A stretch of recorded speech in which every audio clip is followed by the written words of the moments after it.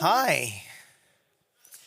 Welcome to this session about Blazor. I talked to my coworkers and I said, well, I'm going to Øredev. I'm going to talk about Blazor in .NET 8. And they were like, .NET 8, isn't that old stuff? So obviously I had to kind of upgrade it just a little bit. But we're going to talk about the render modes. And this is one of these things that I hear a lot about. They kind of tricky to get the many developers it's tricky for them to get their head around the render modes. And in .NET 9, there's not a lot of stuff happening when it comes to render modes, but we're going to talk about those things as well. So Blazor, some people love it. Some people haven't tried it yet. Now, this is of course a joke, but there is a lot of people that is kind of against Blazor, even though they haven't tried it. So I'm a little bit curious. How many of you have tried Blazor before? How many are working with it right now? Have something in production, perhaps? Oh, some of you. Awesome. So one of the perhaps most common arguments against Blazor is the long loading time. So it takes a little bit of time to load when it comes to WebAssembly. With .NET 8, we got these new render modes. And many of those things that we got in .NET 8 actually solves this long loading time problems. So my name is Jimmy Engström. I work for a company called CAB in Örebro. Or actually, I live outside of Stockholm, but the company is in Øredev. I'm an MVP for 11 years now, and I've been running Blazor in production since the release of Blazor back in 2019. I am the co-host of Coding After Work podcast. We also have a Twitch channel, YouTube channel. We do a lot of content, and most of it is Blazor, so please check that out as well. I've written a book about Blazor, this one, and this one. And these are the only 3 Blazor books with raccoons on the cover, which is obviously the most important part. I've also done a course for Dome Train, and if you might see the raccoon there as well. That was, I don't care about the money, I just want the raccoon as a picture. That's the most important thing. And if you use the code Jimmy20, you will get 20% off if you want to learn more about Blazor. But enough about me, let's talk about this guy instead. This is Steve Sanderson. Steve Sanderson had a WebAssembly talk. This was back in 2017. This was in at NDC Oslo. He had a WebAssembly talk called Web Apps Can't Really Do That, Can They? They can. That's the cool part. So we thought that wouldn't it be kind of cool to show C# running inside of the browser?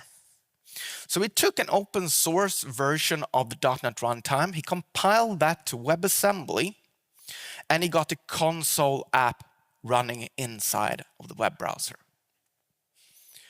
But this was not enough for Steve, because Steve is Steve. Steve can do better.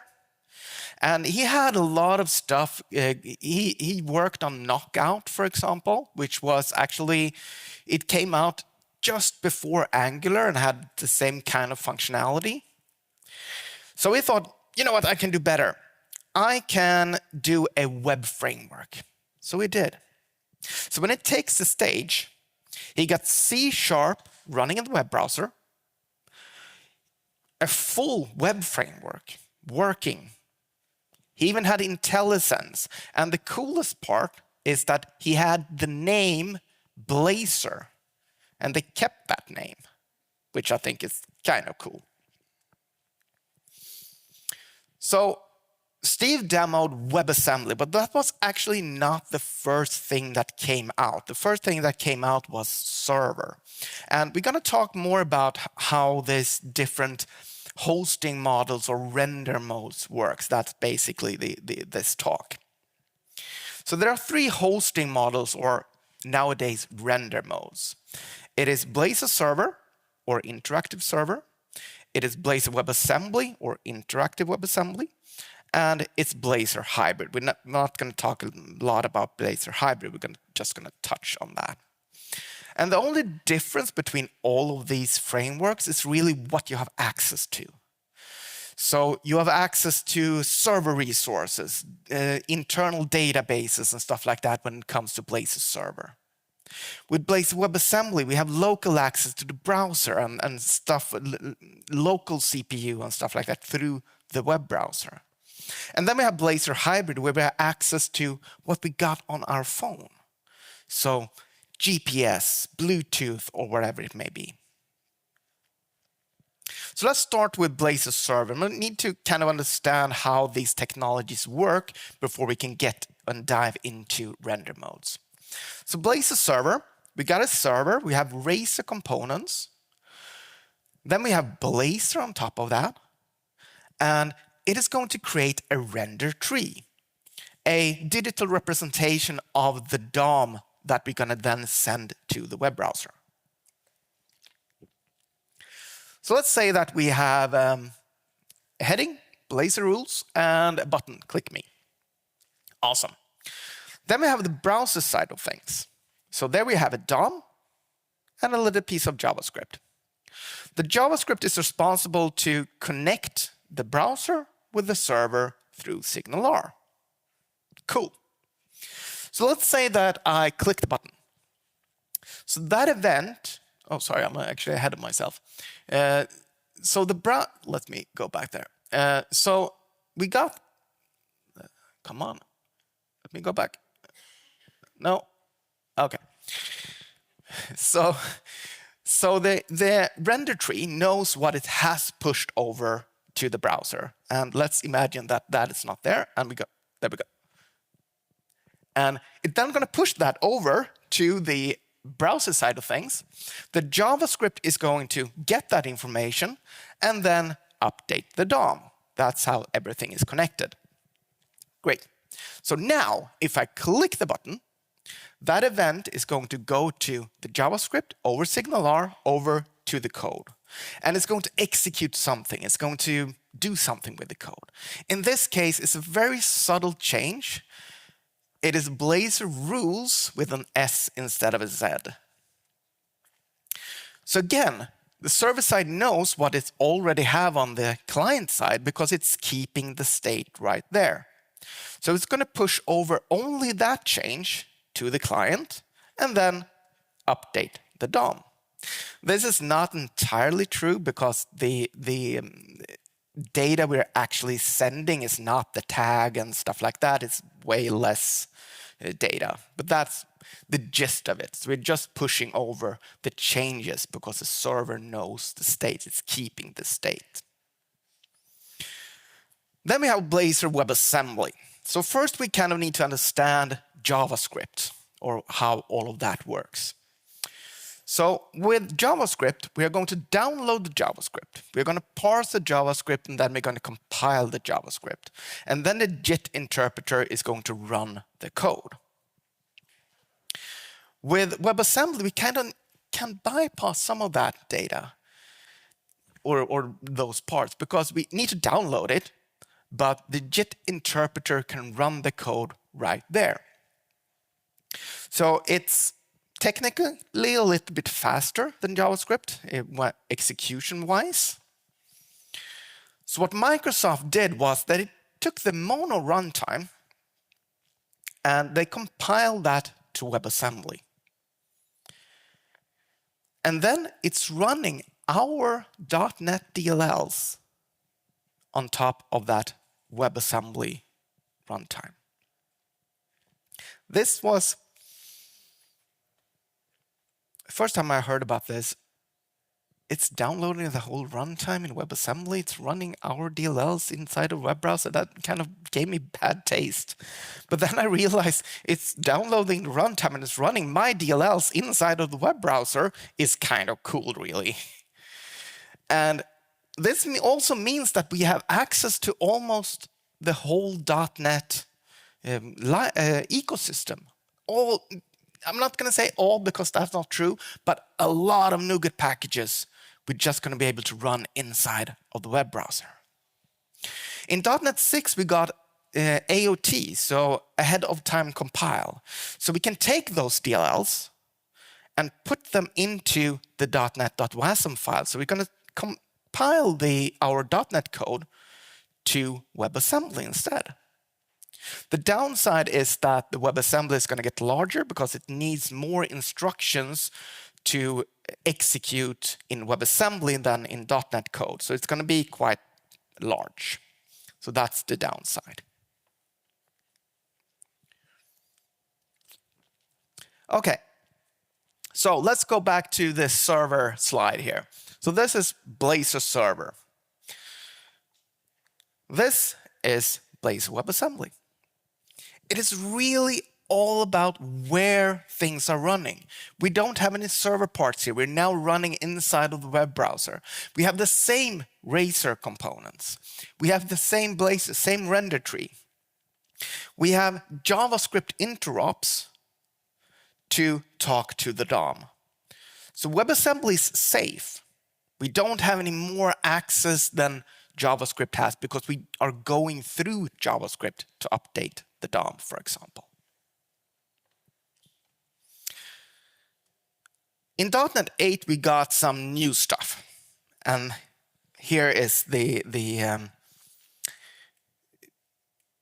got complicated, really. So we got static server-side rendering. We got streaming server-side rendering. We have per component render mode, and we got auto render mode. We're going to go through all of these in just a second. So static server-side rendering, that's when the browser is going to get a request or send a request to the server. The server is going to render some content and send that content back to the browser. Done. If I click the button, nothing's going to happen. It's not interactive at all. There are ways of triggering forms and stuff like that using this SSR or static server-side rendering, but we're not going to talk more about that in this session. Then we have streaming server-side rendering, and this is where things kind of get cool. And I'm going to show an example of this later on as well. So the browser is going to send a request to the server. The server is going to generate some code that it can. Then maybe it goes off to a database, gets some data asynchronously.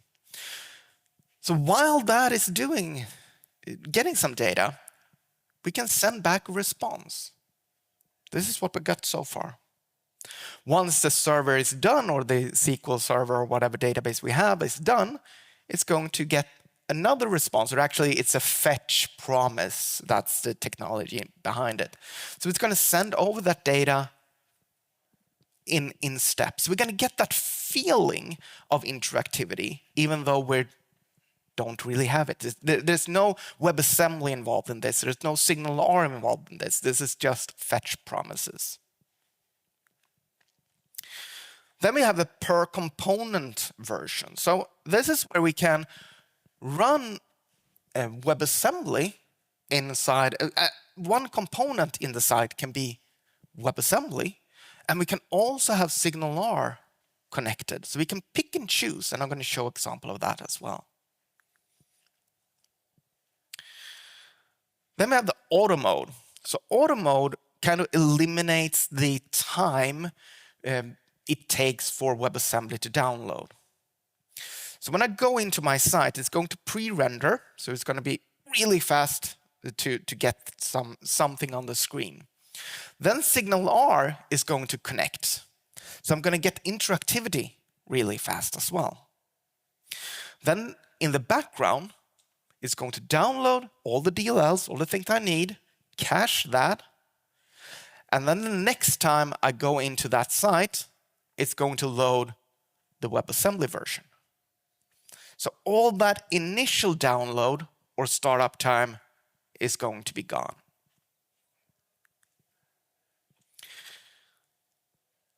Then we have Blazor Hybrid.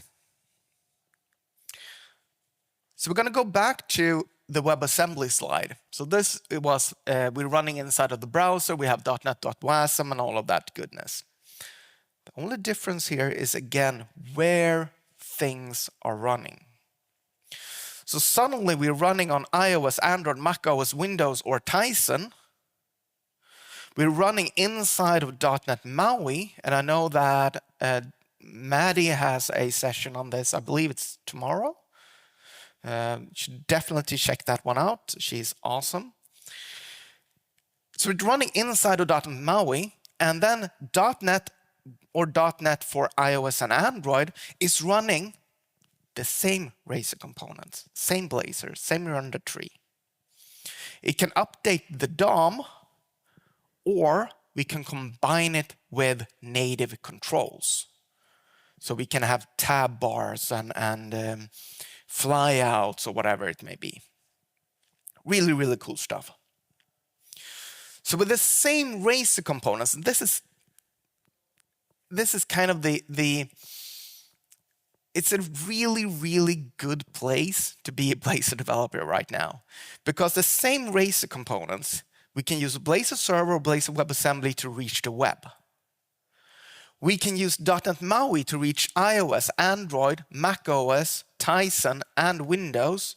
And thanks to WebView, we can also reach WinForms and WPF. Same Razor components, so we can do all of these things with Blazor. So let's talk about the templates. How many of you are using .NET 8 already? How many are using .NET 9? Oh, I'll buy that. I'm fine with that. So the templates, we have 2 templates. We used to have more, but now we have 2 templates. So WebAssembly standalone template. Now, there's not a lot of stuff happening here. We can't choose any render modes or anything like that because, well, it's WebAssembly. So how many of you are using WebAssembly? How many of you are using the web app templates? What are the rest of you using? Okay. Then we have the web app template, and this is where all the fun stuff is happening. So in the web app template, we can access or we can access interactive render mode. So where or how are we going to have interactivity? We can choose none, and that is going to be SSR, so static server rendered. We can use server, which is going to be SignalR. We have WebAssembly, which is going to be, well, WebAssembly. Or we can use auto, which is going to switch between them. But what we get for free here is the pre-rendering. So before we are starting up WebAssembly, it's going to pre-render the page, which is going to be way better user experience. We also have where do we have the interactivity? Do we want to specify it globally for the whole application? Or do we want to specify it per component or per page so that some pages are WebAssembly, some pages are SignalR? Let's say that we have an admin interface. Maybe that one is SignalR, while the customer-facing one is WebAssembly. I don't know if there are any upsides to that, but that is possible to do. So let's take a look at the different platforms. So when I did a dry run of this, things did not go well. This is one of the backside or downsides of using preview software, but let's see if this works. So this is the WebAssembly standalone template. It has a little bit of extra magic. I have clear cache here. So it's going to remove all the WebAssembly stuff that is currently in the cache, and I can reload this page. We see that we have the progress indicator showing that we're downloading the files, and then boom, it's starting up. Let's do that again. I mean, it's fairly fast. To be fair, it's running locally on my machine, so it's not very far it needs to send those DLLs. So here we can see that we have the problem here is that we need to wait. We have a little bit of loading time. So let's take a look at the same application, but we're gonna use the web app template instead.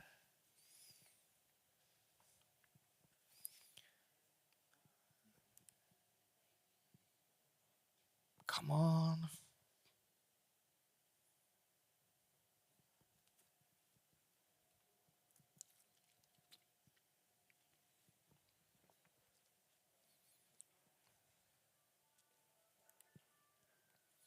There we go. So this one, if we scroll down here, we can see that, so this is not the default template. I've added a bunch of stuff. So this is not, I'm not a designer. So this is, well, not, if my wife saw this, she would probably kill me. So this one is currently running interactive auto render mode. So if I go into counter here, actually it was too fast. Let me see if I can do that again. So sometimes when it comes to auto, if the page loads faster than 100 milliseconds, it's going to automatically go for WebAssembly. So we'll see here if we, yep. So it's currently render mode static, and then it flipped over to WebAssembly. So if we were doing this on the internet, basically, it would probably first go to server, so SignalR connection, and then switch over to WebAssembly. But it's too fast here on my machine. So we got WebAssembly. So if I click the button, everything is working just fine. And if I reload this page, we see that it goes to static. So static is the pre-rendered stuff. The server is going to pre-render the content, then send it over to the client. The problem here is that if I clear the cache, I reload the page, and I start clicking, nothing is happening until WebAssembly is loaded. So this is one of the problems that we kind of need to solve. It's pre-rendered but non-interactive until WebAssembly has loaded. In .NET 9, we got some really nice stuff. So we can add disabled here and use something called renderer info and check whether or not it's interactive or not. So let's see if it might work. So hot reload, people ask me about hot reload, and yes, it is a mess. It should be better in .NET 9. That's the promise, at least.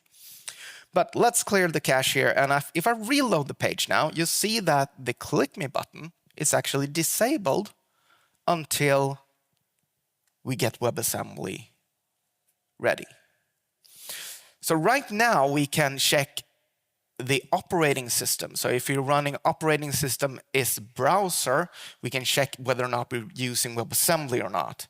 But that wouldn't work with SignalR version. So if I change the render mode here, and I go with server pre-rendered instead, and I reload, you see that it blinks disabled because SignalR is just so much faster.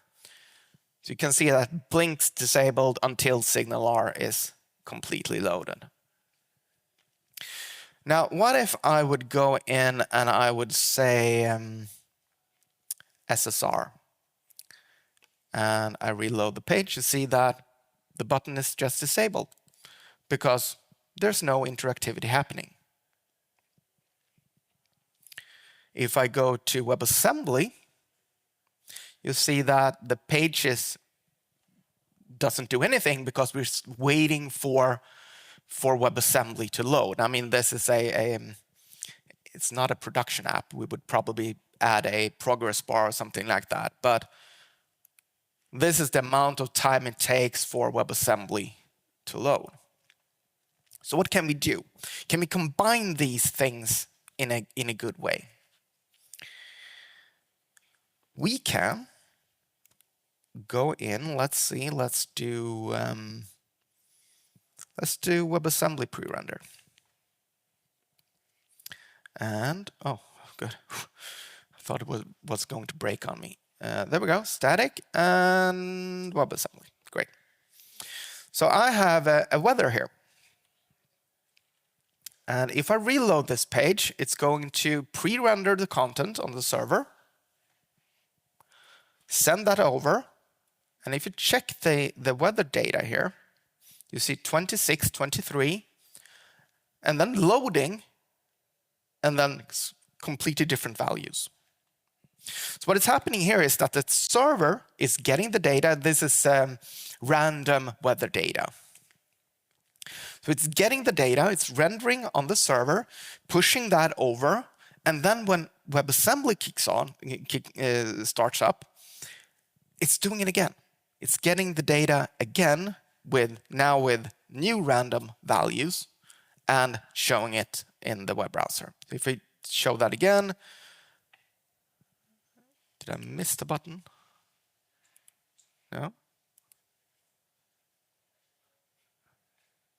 Did it break on me?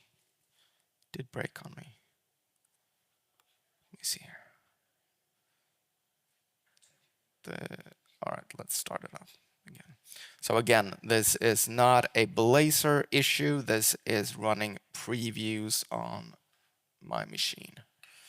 Let's see if we can get that up again.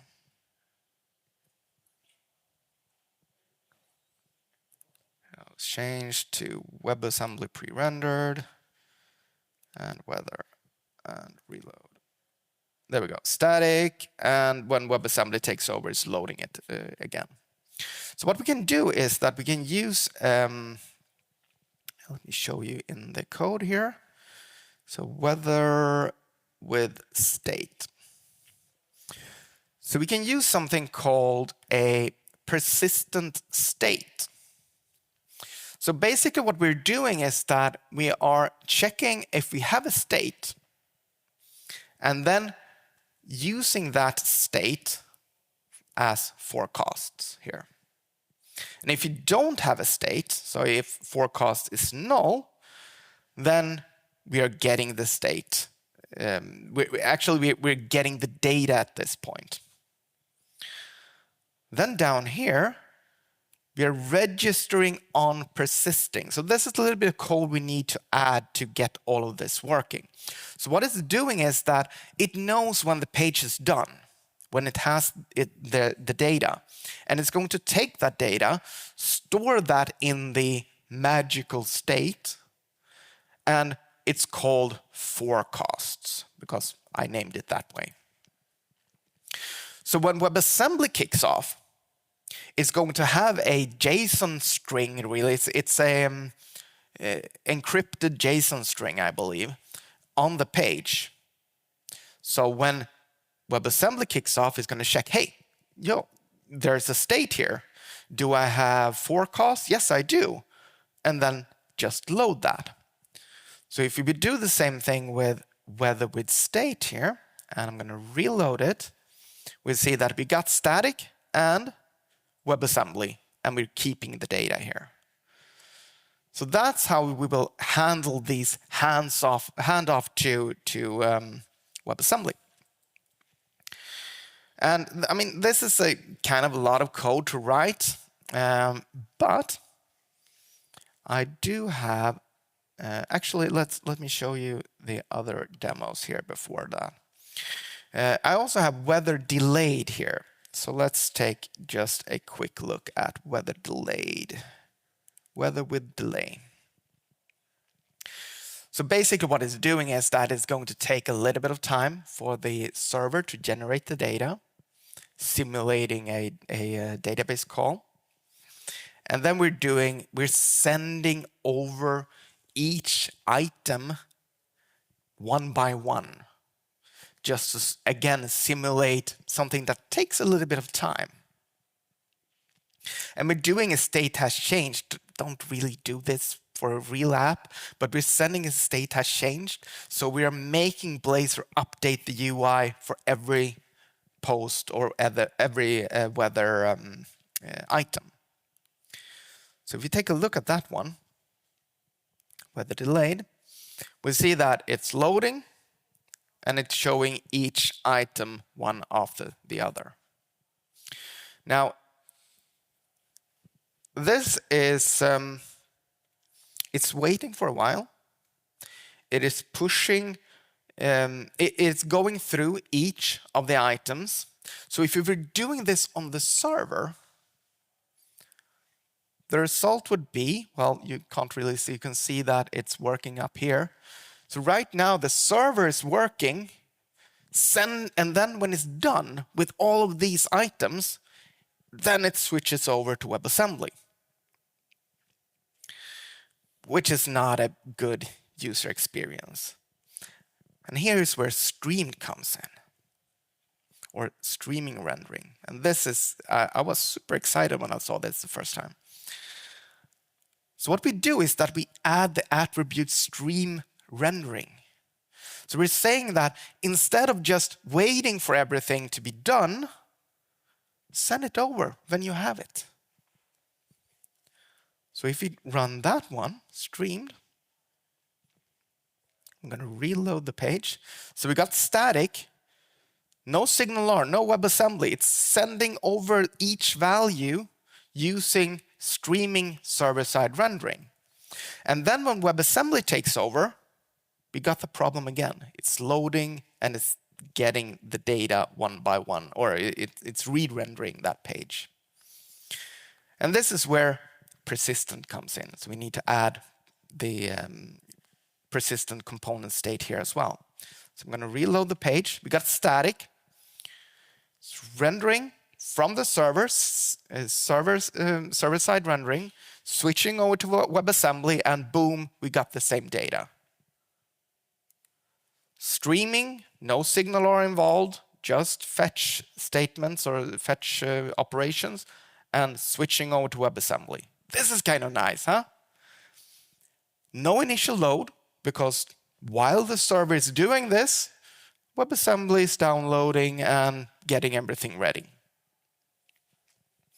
I also have something called Weather Persistent 2, which is not a very cool demo because it looks exactly the same.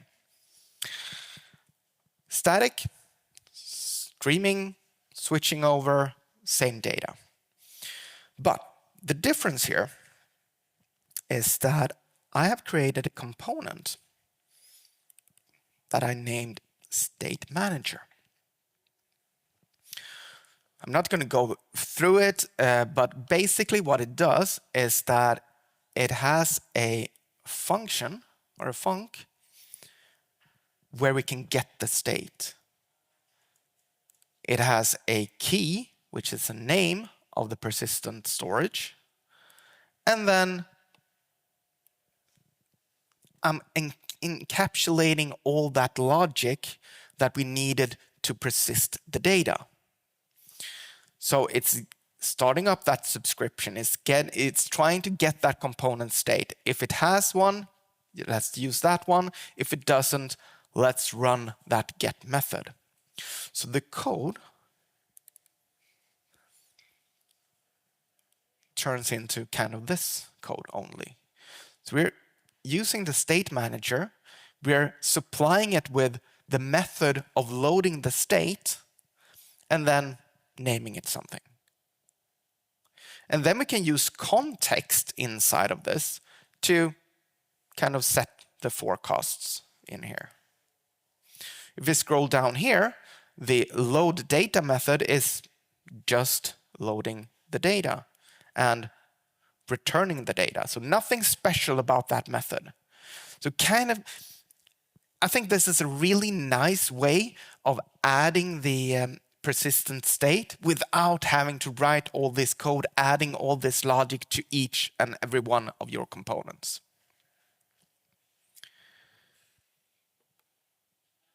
Then we have per component state. And let me show you that file as well here. Where do we have that one? Per component. This is also one of the new .NET 9 features, so exclude from interactive routing. So this project is using global routing or global interactivity. So it's the same interactivity for all the pages. whatever I choose in that menu that I showed you. This one is saying, I want to be excluded from that. This page should be per component or static server rendered content. So what I can do here is that I can per component say, I want to use the counter component and I want to add the at render mode interactive auto. I'm also specifying this in pairs. So I'm saying the counter should be interactive auto or interactive auto, but with no pre-rendering. Same thing down here, interactive server and without pre-rendering. And of course, down here, interactive WebAssembly and without pre-rendering. And I also have, just for good measure, just 2 counters, which is going to be statically rendered. So if we pop into the per component one, I'm going to zoom out just a little bit. We can see that from the top, we got auto, server, WebAssembly, and SSR. So let's focus on this top one, the auto one first. If I reload the page, we'll see that it's statically rendered. The pre-rendered stuff is quite fast, and then WebAssembly takes over. If we take a look at this one, we're going to see that the first one is static and switches over to SignalR really quick, or server. And the other one takes a little bit longer, but it's still super, super fast. Then we have got WebAssembly down here. So this one renders statically, super fast, again with the pre-rendering. And then the WebAssembly one takes a little bit longer. And if you click this one, well, everything is working except for this one because these are not interactive. And we can actually see that because the button is not active either.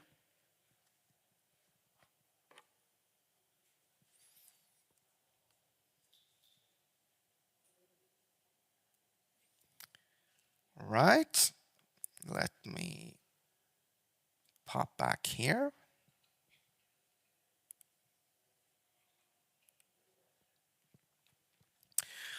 So this is a side-by-side comparison. We talked about the WebAssembly delayed one, and we talked about the WebAssembly pre-rendered, streamed, and persistent one. So take a look at the difference. So loading WebAssembly takes a little bit of time. This one is already pushing out data.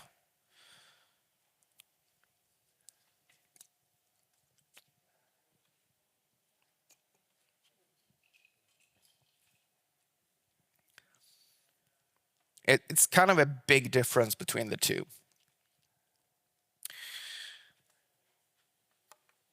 I also want to show you something that I've been working on.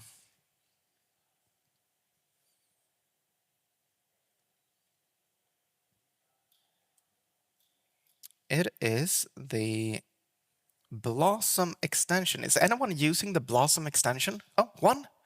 Just one? Thank you. So the Blossom extension is a Visual Studio extension that is going to help developers kind of get rid of some of the boring tasks when it comes to developing for Blazor. So let's say that I want to use, I want to create an isolated CSS. I would typically go here, I would create one, I would go home, I would spell something wrong, I just go back, I go CSS, I'm forgetting razor, wait a minute. This is usually how I do it. So what we can do here is we can right-click on home and create isolated CSS. Boom. Done.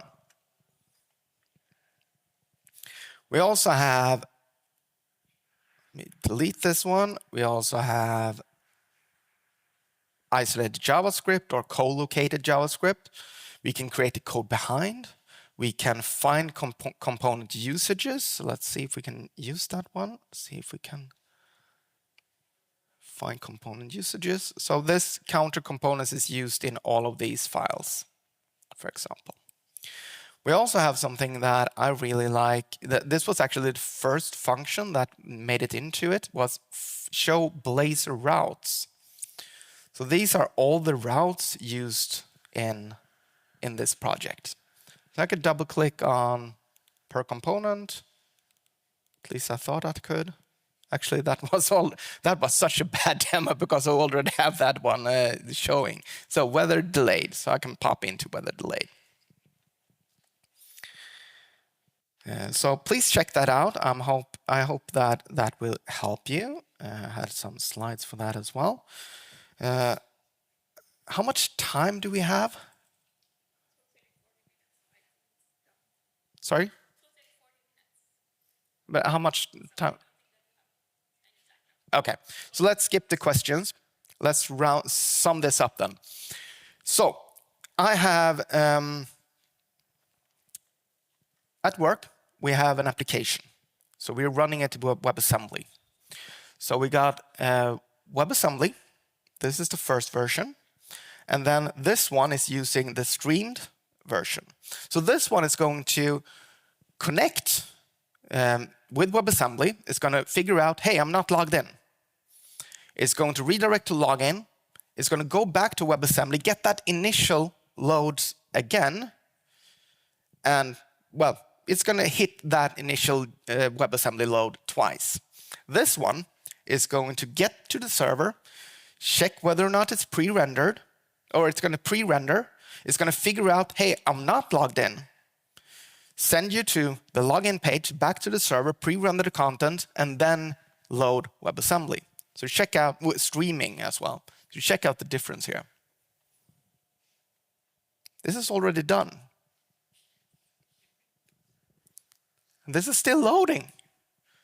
So this is a difference between using the WebAssembly template or using the web app one. So should we go all in Blazor? Well, I think so, obviously. And it is production ready. And from the audience here, I see that most of you think so as well. So please get in touch with me.